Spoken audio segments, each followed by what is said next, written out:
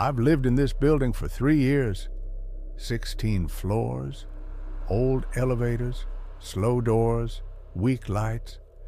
The kind of place where everything feels slightly outdated. But nothing had ever felt dangerous. Until that night, I came home late, almost midnight. The hallway lights flickered like they always did. I pressed the elevator button. It took longer than usual. When the doors finally opened, the elevator was empty. Completely empty. No mirror, no music, just a low mechanical hum. I stepped inside, pressed my floor. 6. The doors closed slowly, too slowly, and then the elevator started moving. Down, not up, down. I frowned. Maybe it was resetting.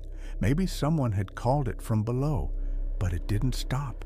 It kept going, past floor 1, past the basement, past the parking level. The numbers on the panel disappeared, replaced by a single dash. Just one line, like the elevator no longer knew where it was. The lights flickered. The hum changed. It wasn't smooth anymore. It sounded tired. I pressed the emergency button. Nothing. No sound. No response. I tried the door button. Nothing. The elevator kept moving down, longer than any building could possibly allow. My ears started to pop, like in an airplane. The air felt heavier, thicker, harder to breathe. And then the elevator stopped.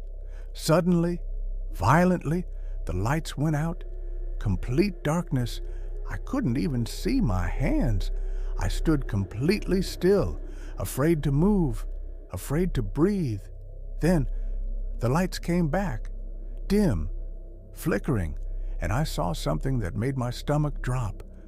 The doors were open, but there was no hallway, no floor, no walls, just darkness, an endless black space, like the elevator had opened into nothing.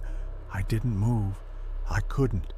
The darkness felt alive, not moving, not shifting, just watching. Then I heard it, a sound, not from the elevator, not from behind me, from inside the darkness. Footsteps, slow, heavy, getting closer. I stepped back, pressed every button. The doors began to close, but something stopped them. Not physically, they just refused. The footsteps stopped, right at the edge. I couldn't see anything, but I could feel it, standing there, waiting. Then, a voice, soft, broken, right in front of me. Wrong floor.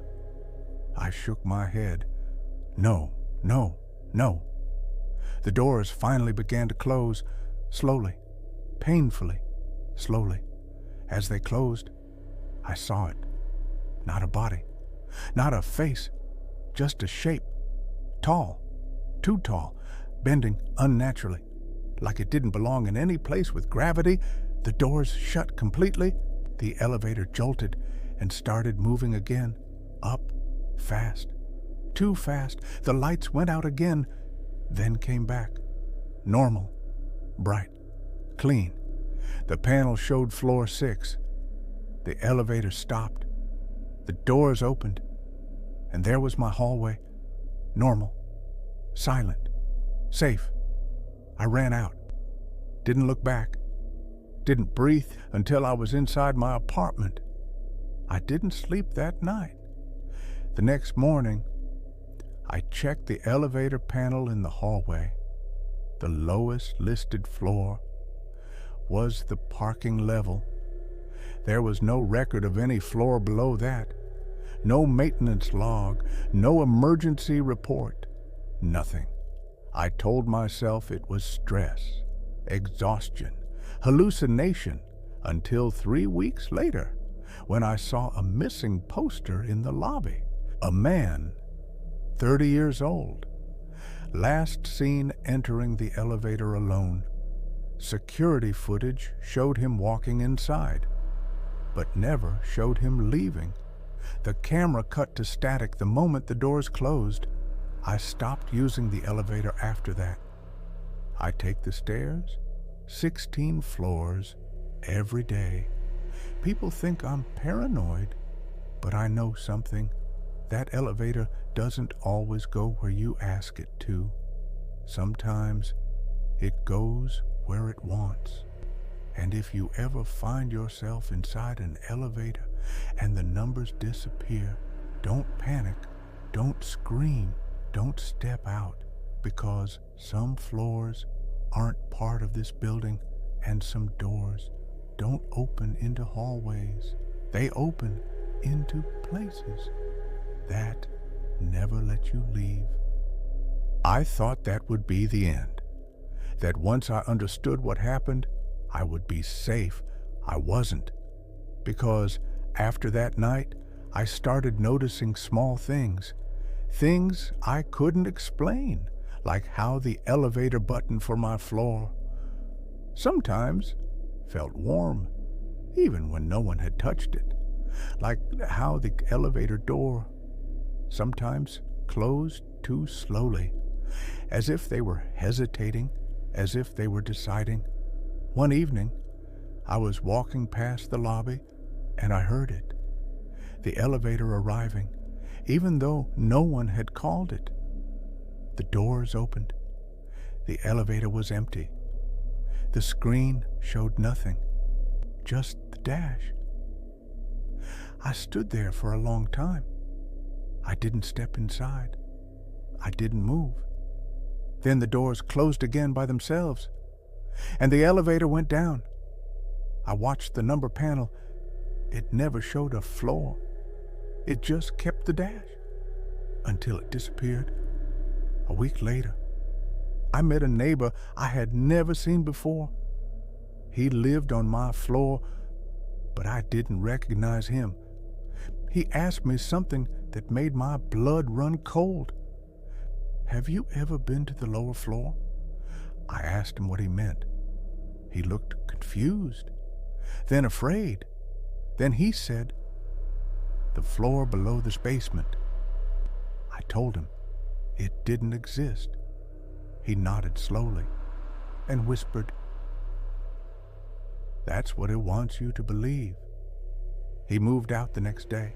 No goodbye, no explanation, just gone. After that, the elevator started stopping between floors for just a second, then continuing, like it was checking something, like it was counting.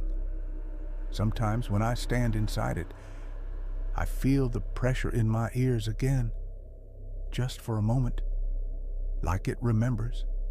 I know now. That elevator isn't broken. It isn't malfunctioning. It isn't haunted. It is working exactly as it was designed, to take something from people who don't belong where they are. If you ever feel your elevator moving too long, if the numbers disappear, if the air feels heavier, don't assume it's an error, because it isn't trying to take you somewhere. It's trying to decide whether to let you come back. And the worst part is that once it shows you that floor, it will always remember you, even if you pretend to forget.